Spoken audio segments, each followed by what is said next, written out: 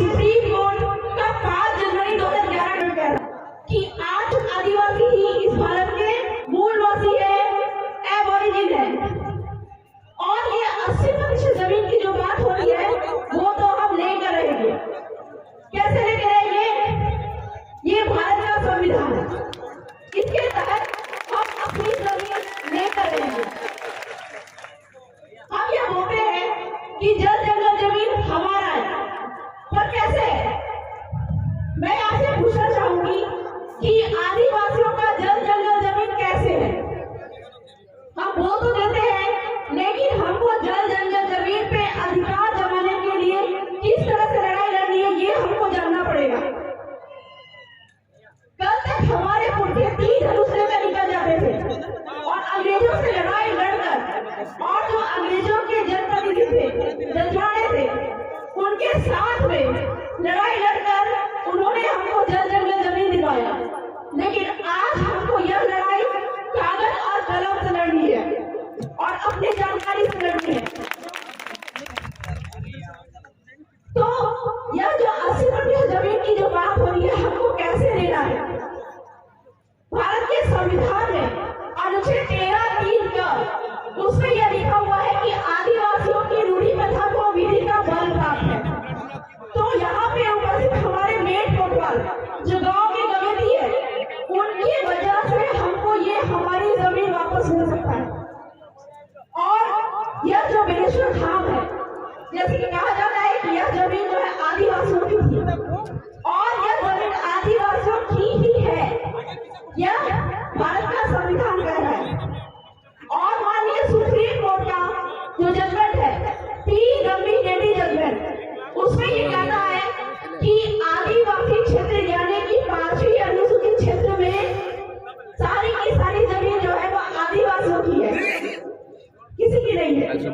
यहाँ तक कि सरकार जो है, केंद्र सरकार और राज्य सरकार, वो भी एक व्यक्ति है और उसकी एक जमीन भी आदिवासी क्षेत्र में नहीं है। यह जजमेंट सुप्रीम कोर्ट का सौदा जजमेंट कह रहा है। तो इस प्रकार से जब गैर आदिवासियों की या फिर सरकार की एक जमीन भी यहाँ पे नहीं है, तो फिर ये बेलेश्वर धाम पे गैर आदिवासियों का कब्जा क्यों है? यहाँ पे आदिवासियों का कब्जा क्यों नहीं है? यहाँ तक कि यहाँ पे आदिवासियों का कब्जा होना चाहिए और यहाँ का ट्रस्टी जो है वो हमारे आदिवासियों को ही बनाया जाना चाहिए। तो इस जमीन पर हमको कब्जा कैसे जमाना है? संविधान के तहत, कानून के तहत हमको कब्जा कैसे जमाना है? सुप्रीम कोर्ट ने तो बोल दिया कि सारी की सारी जो 5वीं जमीन है वो आदिवासियों की है।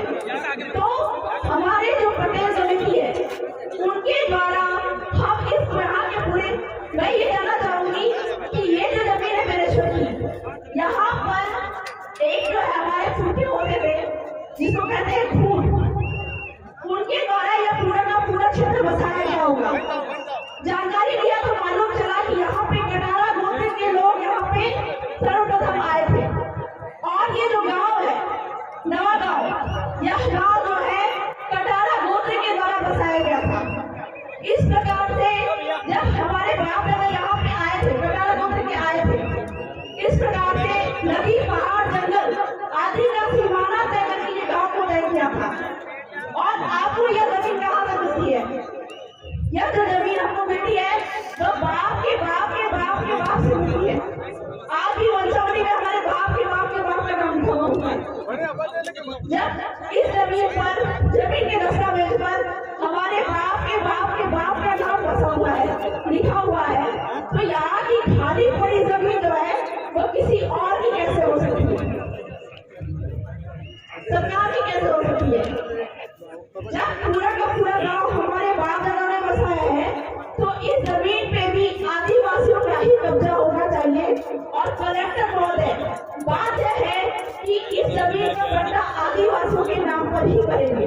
ये मैंने बोली हूँ, आपके राजस्थान टेनेंसी एक्ट और राजस्थान लैंड रेवेन्यू कोड जो है वह बोल रहा है कि यदि गांव किसी अपनी गांव की जमीन को, ठीक है, इस गांव का भी सुना होगा, इस गांव की जमीन के अंदर में जो गांव में किसी को जमीन अगर देता है तो वो जमीन कलेक्टर महोदय उसका पट्टा उसको उपलब्ध कराएंगे।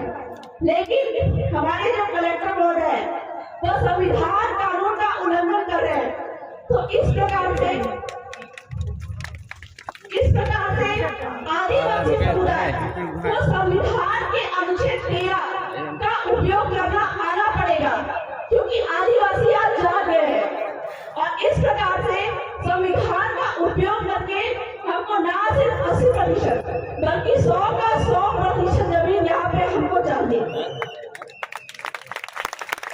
साथ ही साथ जो सुप्रीम कोर्ट का संसद जजमेंट है वह क्या कहता है कि यदि सरकार भी यहाँ पे जमीन लेती है तो वह उसकी ट्रस्टी रहेगी। और हमारी मांग ये, क्योंकि पूरा का पूरा जमीन जो है संविधान कानून के तहत ये पूरा का पूरा जमीन जो है वो आदिवासियों की है। तो इस प्रकार से बेनेश्वर धाम का ट्रस्टी यहाँ के मूल मालिक को ही बनाया जाना चाहिए, ताकि जितना भी रेवेन्यू है, जितना भी यहाँ पे कमाई है वो हमारे आदिवासियों को मिलना चाहिए। साथ ही साथ में सुप्रीम कोर्ट का संसद जजमेंट ये बात भी कहता है कि आदिवासी क्षेत्र में अगर यहाँ पे किसी कंपनी या गैरों के द्वारा जमीन का अधिग्रहण किया गया हो तो यहाँ पे जो भी व्यापार रोजगार है वह यहाँ के स्थानीय आदिवासियों को मिलना चाहिए।